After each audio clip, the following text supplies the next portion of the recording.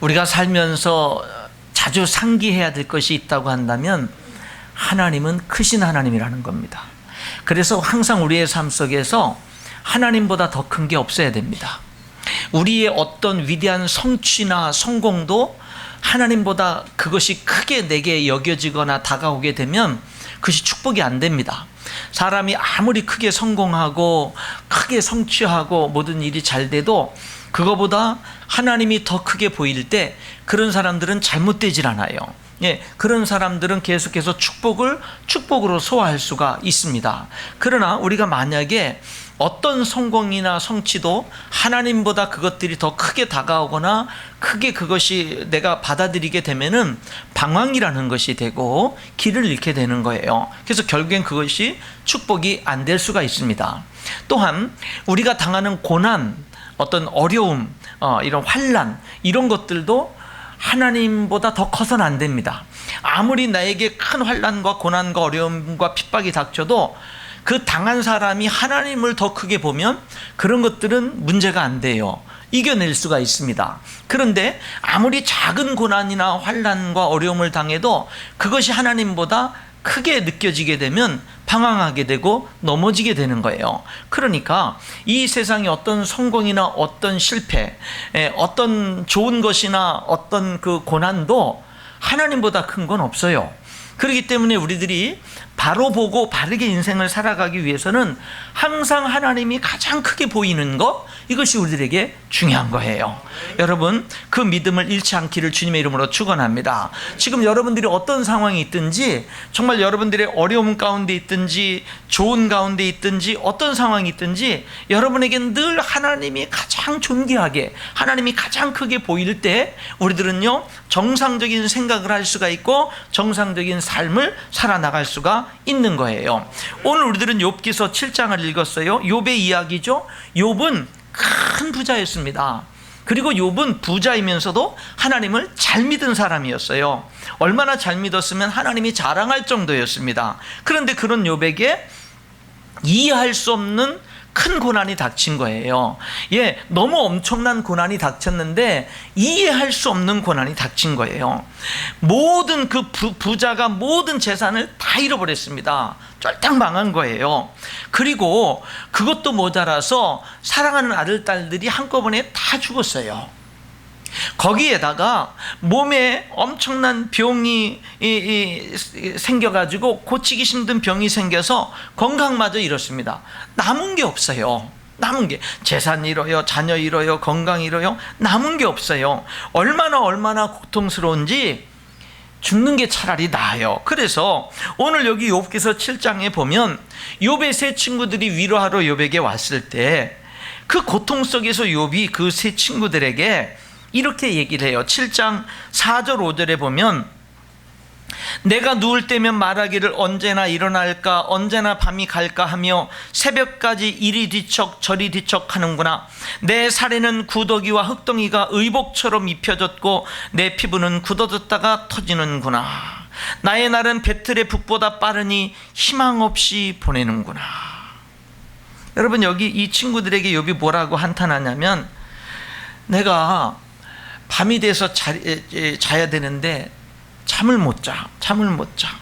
밤이 왜 그리 긴지 이리 뒤척 저리 뒤척 고통을 하다가 밤을 지새우는 거예요. 그리고 살은 아무는가 싶으면 다시 터지고 진물이 나고 아물렀다 굳어졌다 터졌다 굳어졌다 터졌다, 이런 일들을 반복하면서 구더기가 낄 정도가 되고, 그리고 밤마다 너무 뼈를 깎는 이 고통 속에서 차라리 뭐냐면 죽고 싶은 거예요. 15절에 욥이 이렇게 말해요. 이러므로 내 마음이 뼈를 깎는 고통을 겪느니 차라리 숨이 막히는 것과 죽는 것을 택하리이다. 차라리 죽고 싶다. 여러분, 이런 욥과 같은 사람이 여러분 가까이에 있다면 여러분은 이런 사람을 어떻게 바라보시겠습니까? 쫄딱 망해서 가진 게 하나도 없습니다.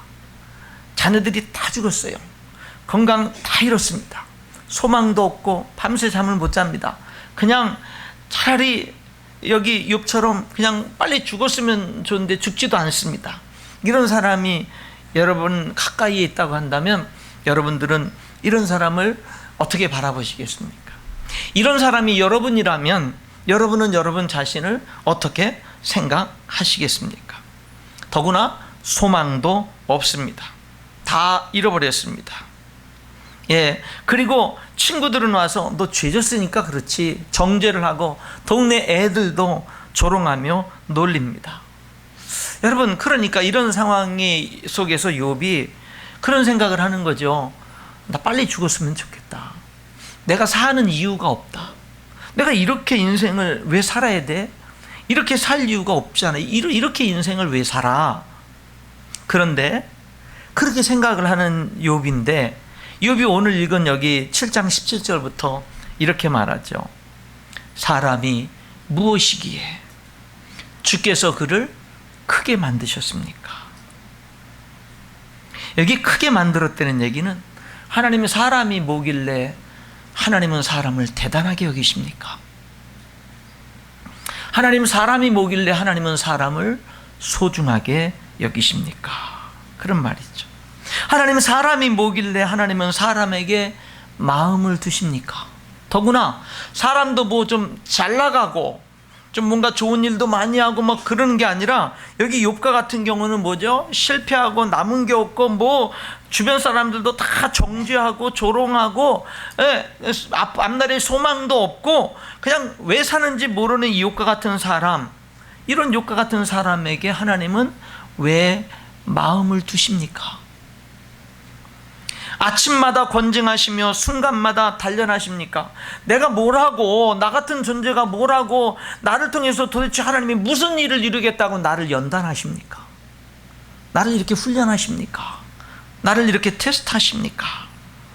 사람을 감찰하시는 이요, 내가 범죄하였던들 주께 무슨 해가 되오리이까? 어찌하여 나를 당신의 관역으로 삼으셔서 내게 무거운 짐이 되게 하셨나이까? 하나님, 내가 하나님 앞에 아무리 큰 죄를 지은들 그것이 크신 하나님 앞에 무슨 영향이나 있겠습니까?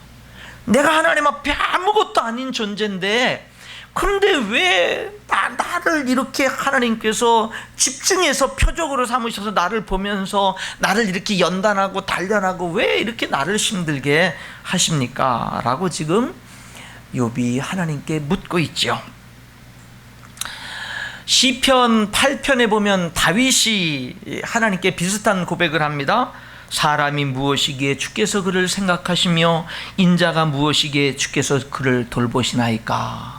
시편 8편에 여호와 우리 주여, 주의 이름이 온 땅이 어찌 그리 아름다운지요, 주의 영광이 하늘을 덮었나이다. 주의 손가락으로 만드신 주의 하늘과 주께서 베풀어 두신 달과 별들을 내가 보오니 사람이 무엇이기에 주께서 그를 생각하시며 인자가 무엇이기에 주께서 그를 돌보시나이까?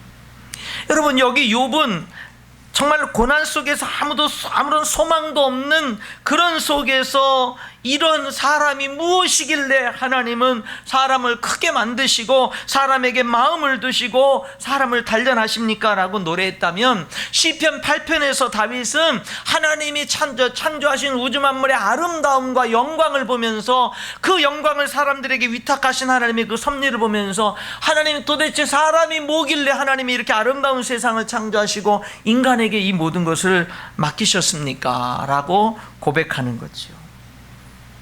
한 사람은 극한 고난 속에서, 한 사람은 아름다움을, 영광을 찬양하면서 고백하는 거죠. 사람이 무엇이길래. 여러분, 먼저 우리는 하나님이 얼마나 크신 분인지를 생각해야 됩니다. 여러분, 하나님은 말씀으로 천지를 창조하시고 다스리시는 분입니다. 태초에 하나님이 천지를 창조하시니라. 하나님은 전능하신 분입니다. 나는 여호와여 모든 육체의 하나님이라 내게 할 수 없는 일이 있겠느냐? 하나님은 모든 것을 다 아시는 분입니다. 하나님은 우리 마음보다 크시고 모든 것을 아시기 때문이라. 하나님은 어디나 계십니다. 여호와의 말씀이니라 사람이 내게 보이지 아니하려고 누가 자신을 은밀한 곳에 숨길 수 있겠느냐? 여호와가 말하노라 나는 천지에 충만하지 아니하냐? 하나님은 영원하신 분입니다.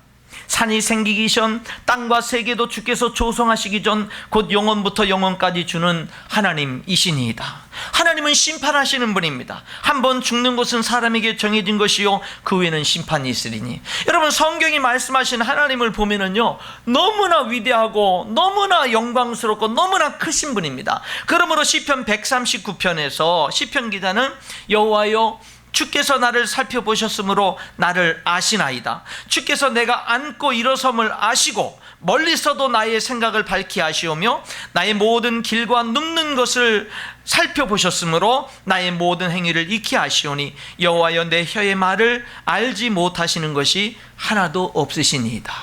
하나님은 다 알아요. 그래서 이어서 이렇게 고백하죠. 내가 주의 영을 떠나 어디로 가며 주 앞에서 어디로 피하리이까. 내가 하늘에 올라갈지라도 하나님은 거기 계시고 스올의 지옥에 내 자리를 펼지라도 거기 계시니이다. 내가 새벽 날개를 치며 바다 끝에 가서 거주할지라도 거기서도 주의 손이 나를 인도하시며 주의 오른손이 나를 붙드시리이다. 여러분, 하나님은요 너무 크신 분이고 우리가 하나님을 피해서 갈 곳이 없어요. 이렇게 하나님은 위대하시고 크신 분인데 우리 인간은 그 하나님 앞에 얼마나 연약한 존재냐 이 말이에요. 얼마나 부족한 존재냐 이 말입니다. 다윗은 시편 39편 4절로 7절에 이런 고백을 합니다. 여호와여 나의 종말과 연한이 언제까지인지 알게 하사 내가 나의 연약함을 알게 하소서. 하나님, 내 인생의 끝을 알게, 내 인생이 끝이 있다는 걸 알게 해주시고 내가 앞으로 몇 년이나 더 살 수 있는지를 알게 해주셔서 내 인간이라는 내 생명이 얼마나 연약한지를 알게 해주십시오. 내가 얼마나 연약한지를 알게 해주십시오. 주께서 나의 날을 한 뼘 길이만큼 되게 하시며 나의 일생이 주 앞에는 없는 것 같사오니. 하나님, 내 인생을 하나님, 영원하신 하나님 앞에서 보니까 내 인생이 100여 년이라고 하는 인생이 한 뼘, 하나님 앞엔 한 뼘 길이만도 못한 거예요. 마치 하나님 앞엔 없는 거나 다름없어요. 내 인생이. 여러분, 내 인생이 영원하시고 크신 하나님 앞에 없는 것 같사오니. 그것이 우리 인생의 진짜 모습 아닙니까? 그러면서 이렇게 고백하죠. 사람은 그가 든든히 서 있는 때에도 진실로 모두가 허사뿐이니이다. 든든히 서 있는 때, 인생의 전성기, 사람이 인생의 전성기의 때에도 결국엔 허사뿐입니다. 진실로 각 사람은 그림자같이 다니고 헛된 일로 소란하며 재물을 쌓으나는지 알지 못하나이다. 우리 인생의 이 100여 년의 삶을 보니까요, 그림자 같은 거예요. 실체가 아니고 마치 그냥 덧없이 확 지나가 버리는 게 그림자 같은 거예요. 그래서 다윗은 이렇게 고백하죠. 주여 이제 내가 무엇을 바라리요 나의 소망은 주께 있나이다. 그러니까 만약에 우리 인생에서 하나님을 외면하는 인생은, 하나님을 부인하고 하나님을 외면하고 사는 인생은 소망이 없다라는 거예요. 소망이 없다. 아무리 전성기를 이 땅에서 누려도 훅 가버리는 거예요. 훅 하나님을 우리가 인정하지 않고 믿지 않고 받아들이지 않고 자기가 주인 돼서 살아가는 그 인생은 결국에 뭐냐면 얼마나 연약한지 소망이 없다라는 거예요. 여러분, 하나님은 우주 만물을 창조하시고 다스리시는 크신 하나님입니다. 그 크신 하나님 앞에 우리 인간의 행동은 얼마만 할까요? 여러분, 우리 인간이 어떤 위대한 일을 성취하고 성공하고 어떤 위대한 업적을 이루었을 때 그 이룬 위대한 업적이 말씀 한마디로 천지를 창조하신 하나님 앞에 얼마나 대단한 것이 될까요? 자, 여러분의 죽을 각오를 해서 모든 것을 전생애를 다 투자해서 어떤 성공을 한 걸 가지고 하나님 앞에 가서 자랑하려고 할 때 말씀 한마디로 천지 만물을 창조하신 하나님 앞에 그게 무슨 자랑거리가 될까요? 무슨 자랑거리가 될까요? 솔로몬은 금은보화로 치장하면서 화려하게 지은 예루살렘 성전을 정말로 이렇게 하나님 앞에 봉헌을 했는데 그 성전, 금으로 칠하고 화려하게 지은 그런 솔로몬 성전이지만 그것이 말씀 한마디로 천지 만물을 창조하신 하나님 앞에 얼마나 대단한 것이 될까요? 그래서 그것을 아는 솔로몬은 성전 건축을 한 다음에 열왕기상 8장 27절에 이렇게 기도하죠. 하나님이 참으로 땅에 거하시리까 하늘과 하늘들의 하늘이라도 주를 용납하지 못하겠거든 하물며 내가 건축한 이 성전이오리까. 이렇게 기도하죠. 여러분, 사람이요, 아무리 하나님을 위해서 위대한 일을 했고 아무리 영광을 돌리는 엄청난 일을 했어도 그것이 전능하시고 크신 하나님 앞에 그렇게 대단한 것이 되겠어요? 말씀으로 우주 만물을 창조하신 하나님 앞에 뭐 그렇게 자랑할 게 있고 대단한 게 있겠어요? 반대로 사람이 아무리 끔찍하고 엄청난 죄를 지은들 그 하나님 앞에 얼마나 큰 것이 되겠어요? 우주 만물을 창조하신 하나님 앞에 그것이 얼마나 그 사람이 지은 죄악이 큰들 그게 뭐 이렇게 대단한 것이 되겠어요? 그래서 욥이 이렇게 말하잖아요. 내가 여기 20절에 내가 사람을 감찰하시는 이여 내가 범죄하였던들 주께 무슨 해가 되겠습니까? 아무것도 아니죠. 아무런 영향도 못 미칠 겁니다. 전혀 중요한 것이 못 될 것입니다. 여러분, 그러고 보면 인간이란 것이 대단한 것 같은데 전능하시고 영원하시고 크신 하나님 앞에 서면 인간의 위대한 업적도 인간의 끔찍한 죄도 아무것도 아닌 거예요. 하나님 앞에. 그런데 하나님이 여러분을 사랑하신다면 얘기는 달라지는 겁니다. 하나님이 우리를 사랑하신다면 얘기는 달라집니다. 하나님이 나를 정말 사랑하신다면 우리 삶에 더 이상 작은 거는 없습니다. 작은 죄악이 없어요. 작은 헌신이 없습니다. 하나님이 나를 정말 사랑하시고 여기 욥의 고백처럼 사람이 무엇이기에 주께서 그를 크게 만드사 그에게 마음을 두시며 아침마다 권징하시며 순간마다 단련하시나이까. 하나님이 정말 여러분을 사랑하시고 하나님이 정말로 여러분을 크게 여기시고 하나님이 정말로 여러분들을 늘 마음에 두시고 하나님이 정말로 아침마다 여러분을 찾아가시고 여러분을 찾으시는 그런 하나님이라고 한다면 어찌 우리 삶에 작은 것이 있겠습니까? 여러분, 하나님이 나를 그렇게 끔찍하게 사랑하신다면 내가 하는 지극히 작게 보이고 보잘것없어 보이는 그 자그마한 헌신도 봉사도 희생도 우리 하나님께는 얼마나 큰 것이 되겠습니까? 그 사랑이 그 작은 것을 크게 만드는 겁니다. 하나님이 우리에게 그토록 관심을 가지고 그토록 마음을 두시고 그토록 날마다 우리를 찾아오시는 하나님이라고 한다면 여러분, 우리들의 그 작게 여겨지는 죄악이 하나님께는 얼마나 큰 것이 되겠습니까? 하나님이 독생자 예수님을 우리를 위해서 내어주시기까지 사랑하셨다라고 한다면 작은 게 어디 있습니까? 요한복음 3장 16절에 하나님이 세상을 이처럼 사랑하사 독생자를 주셨으니 이는 저를 믿는 자마다 멸망치 않고 영생을 얻게 하려 하심이니라. 여러분, 하나님이 여러분을 사랑하십니다. 예수님 십자가에 주실 정도로 사랑하셔요. 여러분의 인생에 작은 게 없어요. 여러분의 평범한 반복되는 하루하루의 삶이 여러분을 사랑하시는 하나님께는 큰 거예요. 소중한 겁니다. 우리의 죄악이 작은 게 아니에요. 교회 생활을 하면서 목회를 하면서 성경을 늘 대하고 연구하고 읽고 설교하면서 제 삶에 더욱더 절실해지는 게 뭔지 아세요? 사랑입니다. 성경을 대하면 대할수록 하나님을 알아가면 알아갈수록 목회하면 목회할수록 여러분, 제 삶을 사로잡고 제 삶에 더 크게 다가오는 게 뭔지 아세요? 하나님의 사랑입니다. 요한 1서의 말씀처럼 하나님은 사랑이시다.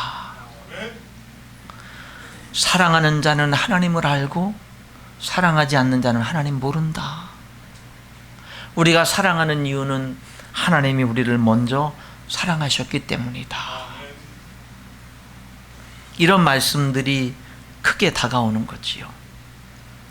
여러분, 하나님의 사랑은 우리를 크게 만드는 거예요. 가치 있게 만들고 소중하게 만드는 거예요. 아무것도 아닌 것 같던 우리 인생, 평범한 우리도 하나님이 사랑하는 순간 달라진 줄 믿습니다. 하나님이 우리를 자녀로 삼아두시는 순간 여러분과 저의 가치는 달라진 겁니다. 하나님 안에, 예수 그리스도 안에 있는 우리는 존귀한 존재가 된 겁니다. 하나님이 예수 그리스도의 생명을 주실 만큼 존귀한 존재가 된 겁니다. 여러분을 하나님은 그렇게 여겨 주시는 겁니다. 여러분, 우리의 지극히 보잘것없어 보이는 작은 헌신도 하나님께는 큰 것이 됩니다. 성경에 예수님이 하신 말씀 들어볼까요? 너무나 가난한 여인이, 사람들이 헌금할 때 이 여인도 헌금을 하면서 동전 2개를 드렸습니다. 예수님은 그 모습을 보고 이렇게 말씀했습니다. 내가 진실로 너희에게 이르노니 이 가난한 과부는 헌금함에 넣은 모든 사람보다 많이 넣었도다. 그들은 다 그 풍족한 중에서 넣었거니와 이 과부는 그 가난한 중에서 자기의 모든 소유 곧 생활비 전부를 넣었느니라. 여러분, 금액으로 보면은 동전 2개를 드렸는데 예수님이 보고는요, 가장 많이 헌금했다라고 얘기했어요. 왜요? 다른 사람들은 풍성한 중에 일부를 드렸지만 이 여인에게 그 동전 2입은요 생활비 전부였던 거예요. 그거 드리고 나면 먹을 게 없는 거예요.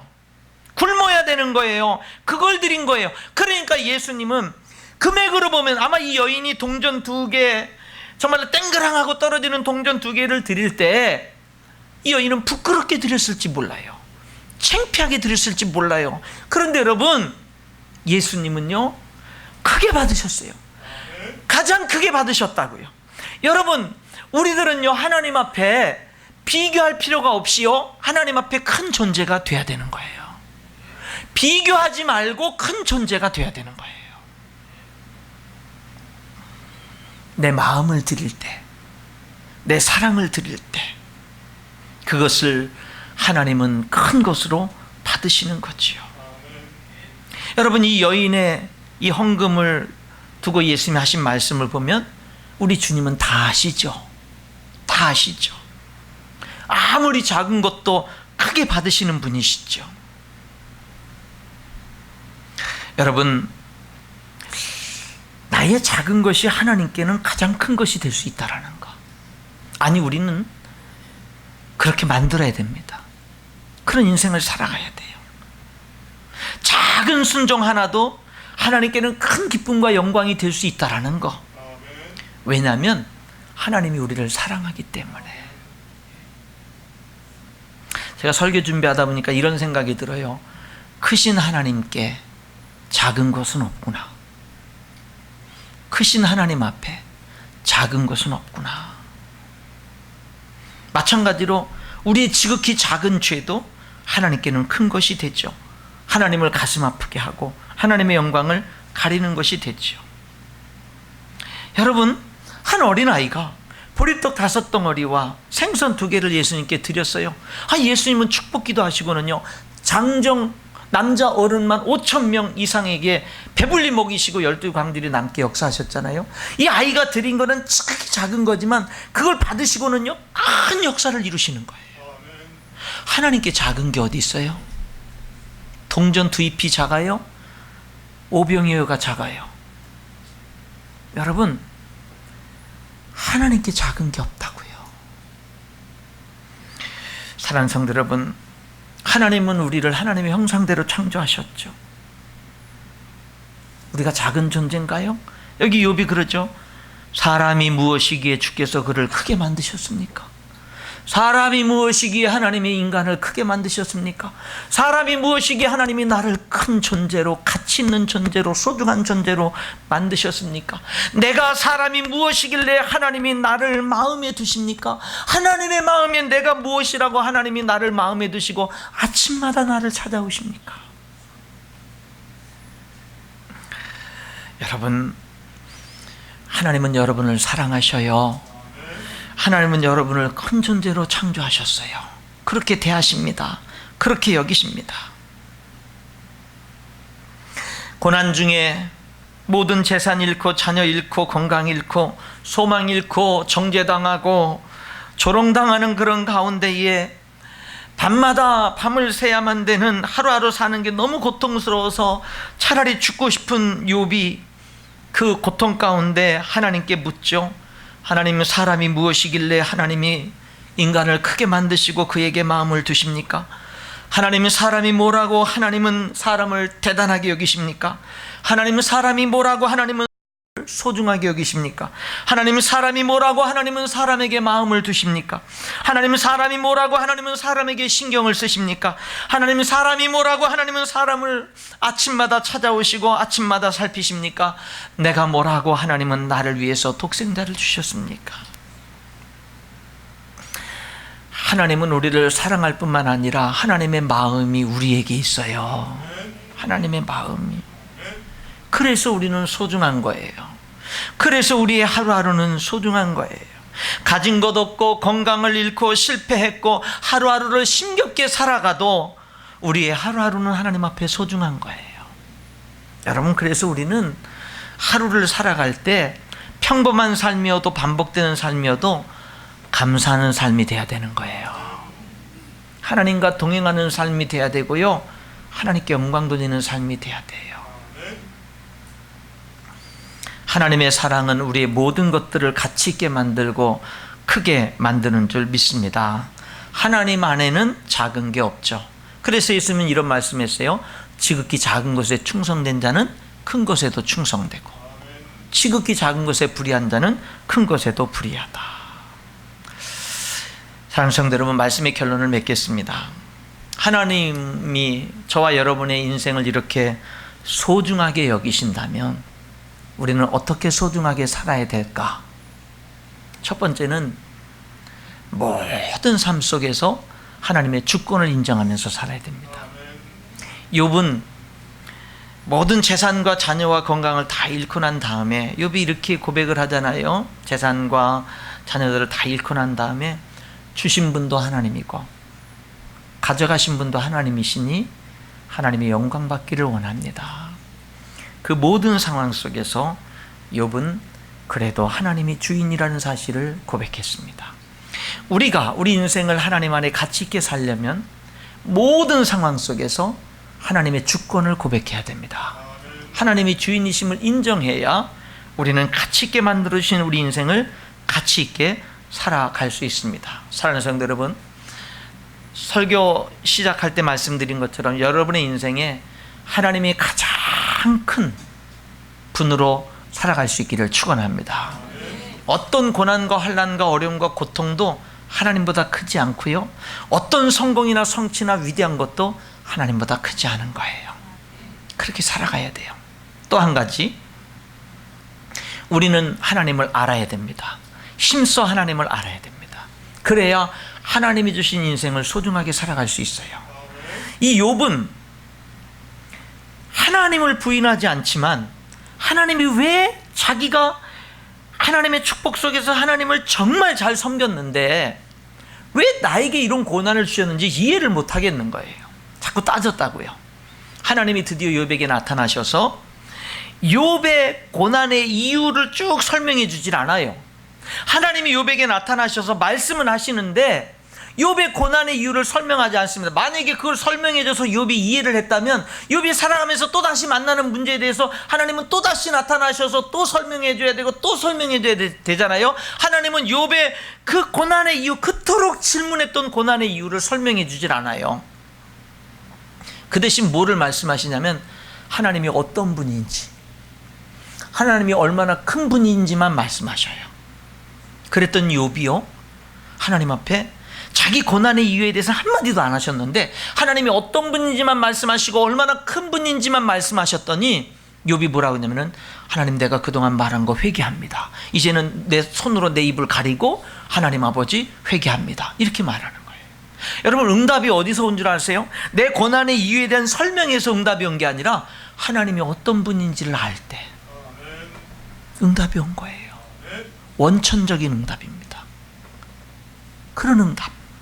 그래서 우리는요, 인생을 살아가면서 앞으로도 우리들의 인생에는 수많은 문제들과 수많은 여러 가지 일들이 있을 거 아닙니까? 그렇기 때문에 우리들에게 정말 중요한 거는 뭐냐면 하나님을 아는 거예요. 심사 하나님을 아는 거. 또 한 가지, 하나님이 욥을 회복시키는 데 있어서요, 그냥 회복시키지 않고 나중에 욥기서 42장에 보면 욥을 회복시키는데 이전보다 갑절의 축복을 주시고 자녀의 축복을 주시고 건강의 축복을 주셔서 손자들 정말 손녀들 쫙 이렇게 보면서 장사하다가 이제는 하나님께 가게 되거든요. 근데 그 회복을 하기 전에 하나님이 욥에게 먼저 해결하신 일이 있습니다. 그게 뭐냐면 세 친구와의 관계가 틀어졌거든요. 세 친구들은 위로하러 왔다가 욥에게 그냥 하나님 앞에 그냥 어떤 정의만 갖다 대면서 욥을 더 정죄해버리고 말았거든요.